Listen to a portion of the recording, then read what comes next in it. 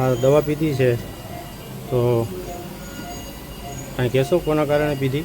હા, હા બોલો. દવા પીધી છે અમે વાળા સાહેબના કારણે. વાળા સાહેબ, એસીએ, ફોરેસ્ટર અને ગાઢ ચાર આવી અને અમને ઘરે ધમકી મારી ગયા. ધમકી મારીને કીધું છે કાલ તમારા માળ ઢોર પશુ તમે કાઢી મૂકજો, નકર તમને જાનથી મારી નાખવામાં આવશે ને તમારા ઢોકળાને બુલડોઝર મારી દેવામાં આવશે.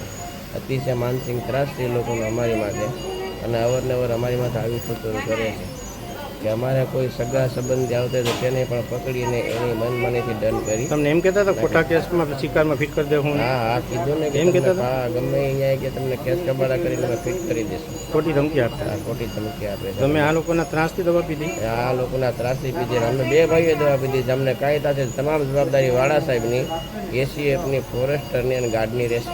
એ કઈ રેન્જના છે? એ છે ડેડગડી રેલના છે. બરોબર. ગાઢ પોસ્ટનું નામ છે ભરતભાઈ જેવી કાકડિયા.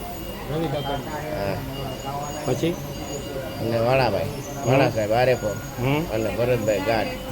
એસીએફસી આઈએસ અધિકારીઓનું મને નામ નથી આવડતું. તમારા ભાઈને અત્યારે સિરિયસ હાલત છે? તો મારા ભાઈની હાલત બહુ ખરાબ થઈ રહી છે કે એની કોઈ શક્યતા છે જ નહીં. તો એની જવાબદારી કોની? એની જવાબદારી તમામ ડેડગડી રેલની રહેશે. એ સિવાય અમારો કોઈ ઉપાય નથી. તમને ન્યાય મળે એની ધમકીથી અમે આ નિર્ણય, તમને ન્યાય મળે એવું તમારી માંગ છે? એવી માંગ છે અમારી કે અમારો આનો નિર્ણય લઈને સરકાર અમને ન્યાય આપે. બસ આ અમારી દરખાસ્ત છે.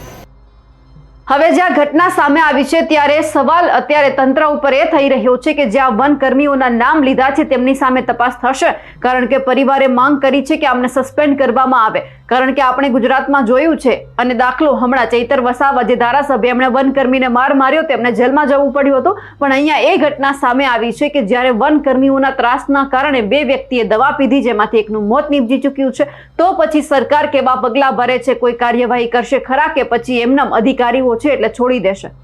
અમારા અહેવાલને લઈને આપનું શું માનવું છે કમેન્ટ કરીને ચોક્કસથી જણાવજો. સાથે જ અમારી નિર્ભય ન્યૂઝ ચેનલને લાઇક, શેર અને સબસ્ક્રાઇબ કરવાનું ભૂલશો નહીં. નમસ્કાર.